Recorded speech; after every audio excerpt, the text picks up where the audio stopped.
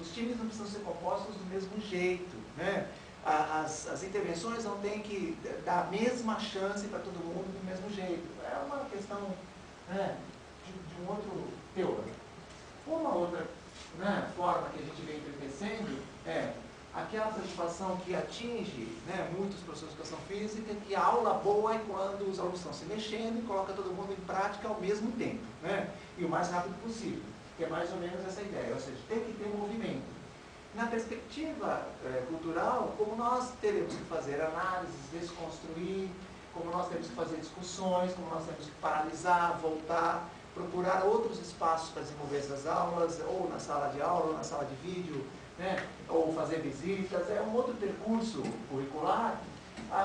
Muitos professores falam, mas peraí, isso aí não é educação física, né? Porque a educação física está presa a uma outra identidade, que é essa de colocar os alunos, né? Tanto é que uma fala bem comum não importa muito o que eles façam, desde que eles façam alguma coisa, desde que eles ocupem o seu tempo fazendo alguma coisa. Interessante de notar como em alguns momentos um professor não se enxerga suficientemente competente para ser o autor do currículo, né? O professor, em alguns círculos que nós percorremos nesses períodos aí, o professor acaba dependendo da ideia de um currículo que venha, né, uniforme para todos, um currículo que seja, né, pronto a ser vestido, um currículo que baste, né, o professor pegar e colocar lá nas práticas, né, que é mais ou menos o que está acontecendo agora neste estado, para quem não é deste estado, né, e você vai ver que muitos chegam a pensar assim, olha, aí bastava, eu chegava na aula, o professor demonstrava, explicava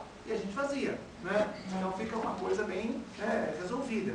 A ideia que o professor tem, normalmente, quando ele narra as passagens que ele viveu, as histórias que ele teve, é essa questão problemática que acompanha a formação do professor, né? Em diversos espaços que formam professores, né? Quer seja nos cursos, né, de formação inicial, nos eventos de formação contínua, né, ou dentro da escola, e predominantemente, né, nesse cardápio imenso que há de cursos, né, de formação, cursos de curta duração, né, cursos de 20, 30, 40, 50 horas. Né.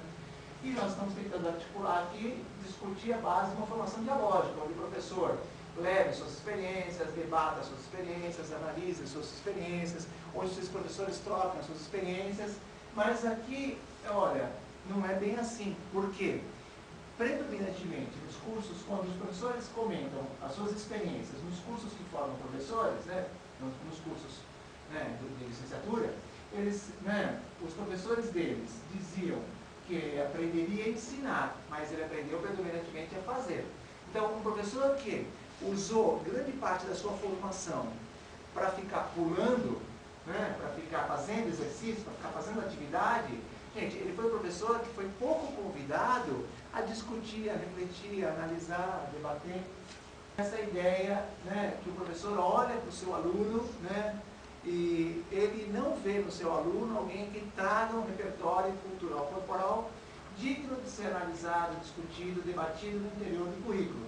Então ele vai dizer, né, o que eles fazem? Eles só ouvem música, mexem no celular, ou outras falas possíveis que a gente possa pensar. Né? Eles só sabem funk, ou essa música que eles ouvem, né, não dá para a gente ouvir. E aí está lá, né, esse debate com um dos pressupostos importantes do currículo cultural, que é a incorporação do repertório cultural da comunidade pela escola. Né? E aí isso vai fazer um contraponto com relação ao que ele trouxe, a insegurança, né, que eu já comentei, de construir um currículo, né, a insegurança de se posicionar na condição de autor da própria prática. De alguma maneira tem bastante a ver com aquilo que a gente já comentou antes. E, finalmente, algumas interpretações naquele sentido, né, que eu trouxe para vocês antes, né, do Kincheloe e da Berry, que são interpretações temporárias, né, então não são categorizações, não são fruto de análise de conteúdos, não há tratamento estatístico, a gente está sempre interpretando e reinterpretando. Né? E chegamos aqui a algumas coisinhas para a gente pensar. Primeiro, né, seria interessante que nós passássemos a refletir bastante sobre como a escola lida com a cultura, né? Ou as culturas. E eu estou preocupado aqui com duas questões, né? Primeiramente, né, a escola como esse espaço que a gente cerca a cultura e leva, tá? E uma outra coisa, a escola como uma instituição que dialoga com a cultura que está do lado de fora.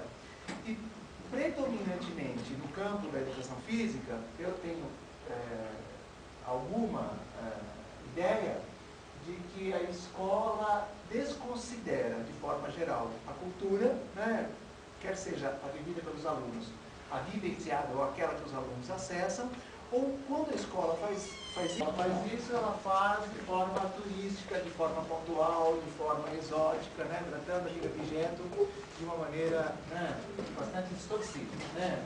E aí a gente pode pensar no número de projetos que todo mundo aqui conhece, quer sejam eles com as brincadeiras infantis, com a capoeira, ou, né, nesta sala mesmo ontem nós discutimos aquela questão do rap, né?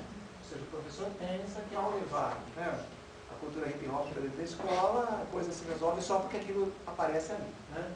Essa é uma questão. Uma outra questão, uma outra interpretação, né, é algo que nós estamos aqui tentando provisoriamente chamar de pedagogia salvacionista, né? Então, às vezes o professor pensa que se ele for com aquele patrimônio, que normalmente ele adquiriu em determinados espaços, né, e que é um patrimônio limpinho, pasteurizado, higienizado, ele vai resolver aquelas questões que ele não gosta ou que ele aprendeu a não gostar, né, quer seja ela, né, presa a marcadores de classe, ou, né, de gênero, ou de religião, ou, né, então, olha lá, eu vou ali com a minha prática corporal da cultura dominante, a minha prática cultural que eu aprendi a gostar, e eu ensino essa prática corporal para as crianças, e as crianças, então, elas, né, passam a ser outras pessoas a partir dessas vivências, né? E aí todo mundo aqui já ouviu falar, jogos para desenvolver inteligência, jogos para desenvolver isso,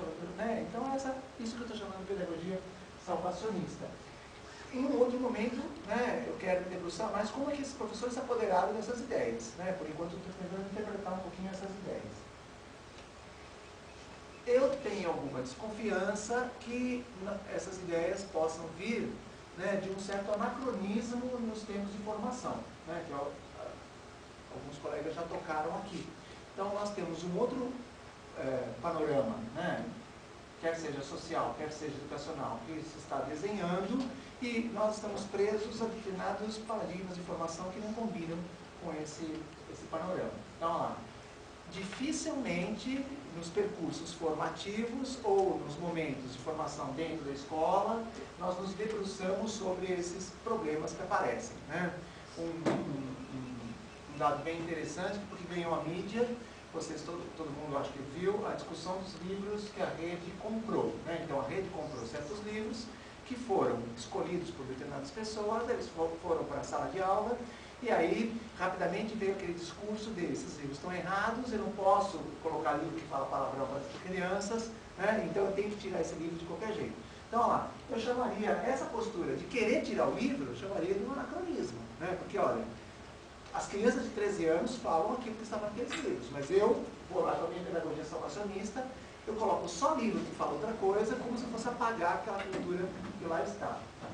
E um outro elemento para a gente pensar, né, aqui inspirado nas ideias do Peter McLaren, eu configuraria essa rejeição ao currículo cultural, né, e esse reinvestimento num currículo clássico, né, hegemônico, produto da cultura dominante, eu chamaria isso de uma ação neocolonial, né? Então agora eu chego, né, eu vou lá nas comunidades, né, sejam elas, né, de periferia ou centrais, as outras culturas que lá estão, sejam elas as juvenis, né, ou as infantis, e eu vou lá e tento colonizá-los, né, com outras ideias, com outros conceitos, com outras...